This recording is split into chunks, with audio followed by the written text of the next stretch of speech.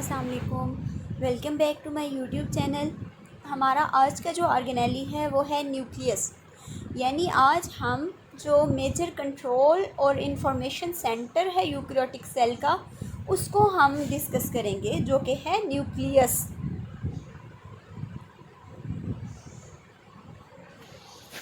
Nucleus, आपको पता है न्यूक्लियस में क्या प्रेजेंट होता है? डीएनए। डीएनए एक्चुअली क्या है? जीन्स हैं।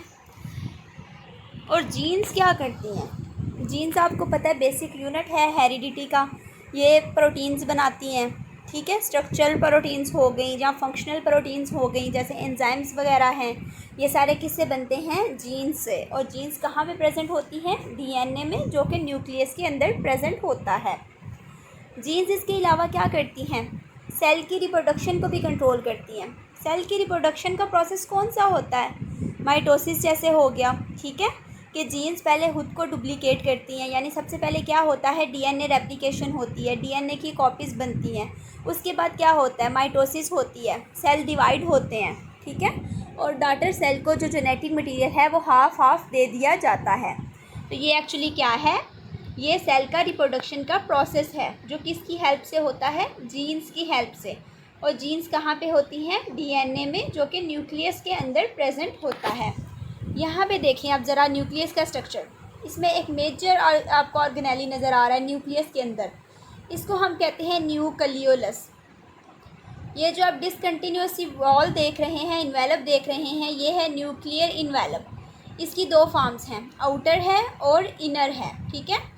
आउटर मेम्ब्रेन जो है ना, आउटर न्यूक्लियर मेम्ब्रेन, वो कंटिन्यूअस है किसके साथ? एंडोप्लाज्मिक रेटिकुलम के साथ। और जो इसके अंदर स्पेस है ना आउटर और इनर के दरमियान में, वो भी कंटिन्यूअस है एंडोप्लाज्मिक रेटिकुलम की स्पेस के साथ। इसके अलावा न्यूक्लियोप्लाज्म, ये जो सारा मैट्रिक्स प्रेजेंट है, इसे न्यूक्लियोप्लाज्म कहते हैं। और इसमें क्या प्रेजेंट है? Chromatin material. अच्छा, लेकिन अगर हम देखें ना माइक्रोस्कोप से न्यूक्लियस को, तो हमें ये नहीं पता चलता कि ये काम कैसे करता है, ठीक है। इसका मैकेनिज़्म क्या है, हमें सिर्फ इसका स्ट्रक्चर पता चलता है। अब हमने देखा क्रोमेटिन मटेरियल प्रेजेंट है न्यूक्लियोप्लाज्म में। जब नॉन डिवाइडिंग सेल की हम बात करेंगे ना, तो ये जो है जेनेटिक मटेरियल, ये क्रोमेटिन की फॉर्म में होगा। यानी ये गुच्छे की फॉर्म में इस तरह बेतरतीब सा पड़ा होगा। लेकिन जब हम बात करेंगे डिवाइडिंग सेल में, डिवाइडिंग सेल में जो जेनेटिक मटेरियल है वो क्रोमोसोम्स की फॉर्म में प्रेजेंट होगा। क्रोमोसोम्स आपको पता है हाईली ऑर्गेनाइज्ड स्ट्रक्चर्स होते हैं, थ्रेड लाइक होते हैं, ठीक है। डीएनए और प्रोटीन से बने होते हैं। बेसिकली इनमें जो डीएनए प्रेजेंट होता है उसे हम जीन्स कहते हैं। ड्यूरिंग सेल डिवीजन क्रोमोसोम्स जो हैं वो थ्रेड लाइक हो जाते हैं और क्लियरली विजिबल होते हैं लाइट माइक्रोस्कोप से।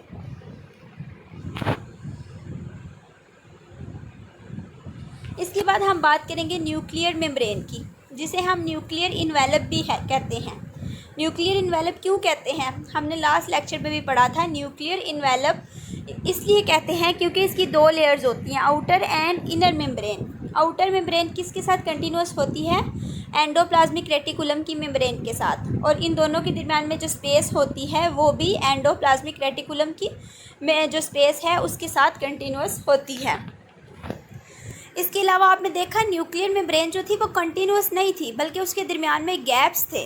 उन गैप्स को हम क्या कहते हैं? न्यूक्लियर पोर्स कहते हैं। और ये बेसिकली प्रोटीन से बने होते हैं, सिंपल पोर्स नहीं होते ये, ठीक है। इसमें हाईली ऑर्डर्ड प्रोटीन मॉलिक्यूल्स जो हैं वो प्रेजेंट होते हैं। और इनका डायामीटर सिर्फ 9 नैनोमीटर तक हो जाता है। लेकिन इतने कम डायामीटर के बावजूद इसमें 44,000 मालिक्यूलर वेट का जो मालिक्यूल है वो गुज़र सकता है। लेकिन ये डीएनए को नहीं बाहर निकलने देते। आरएनए गुज़र सकता है इन पोर से, लेकिन डीएनए बाहर नहीं निकल सकता।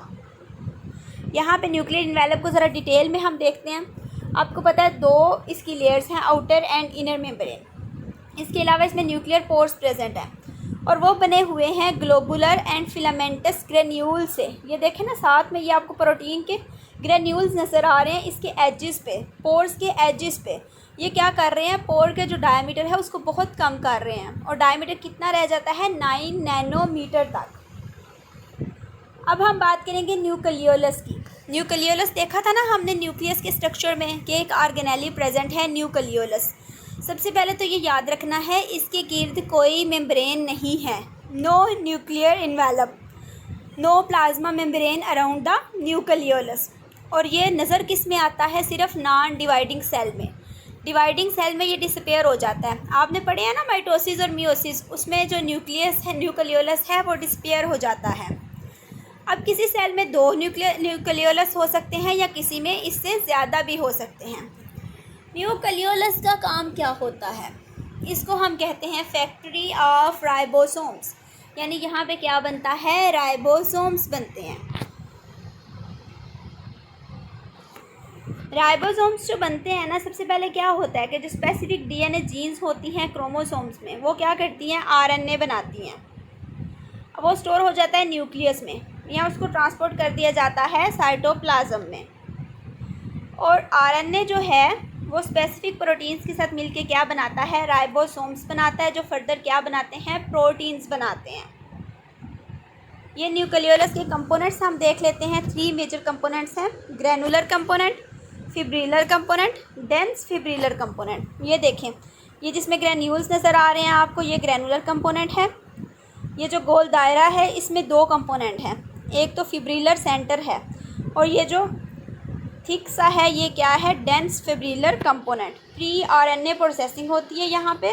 फिब्रिलर सेंटर में राइबोसोमल आरएनए ट्रांसक्रिप्शन होती है, और ग्रैनुलर कंपोनेंट में प्री राइबोसोम असेंबली। ये इनके साथ में फंक्शंस भी बताए गए हैं। न्यूक्लियोलस के 3 कंपोनेंट्स हैं और उनके 3 फंक्शंस हैं। वैसे न्यूक्लियस के फंक्शन देखें तो न्यूक्लियस क्या करता है? डायरेक्ट करता है डीएनए फॉर्मेशन, डीएनए से आरएनए बनाता है और आरएनए से प्रोटीन बनती है, यानी कि न्यूक्लियस इन्वॉल्व है सेंट्रल डोग्मा में। और इसके अलावा न्यूक्लियस क्या करता है कि जेनेटिक इन्फॉर्मेशन को नेक्स्ट में ट्रांसफ़र करता है, नेक्स्ट जनरेशन में। तो ये था हमारा आज का टॉपिक, न्यूक्लियस का स्ट्रक्चर और उसका फंक्शन।